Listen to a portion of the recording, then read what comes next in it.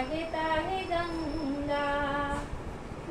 नदीपांच्या तिथे लागतात रांगा.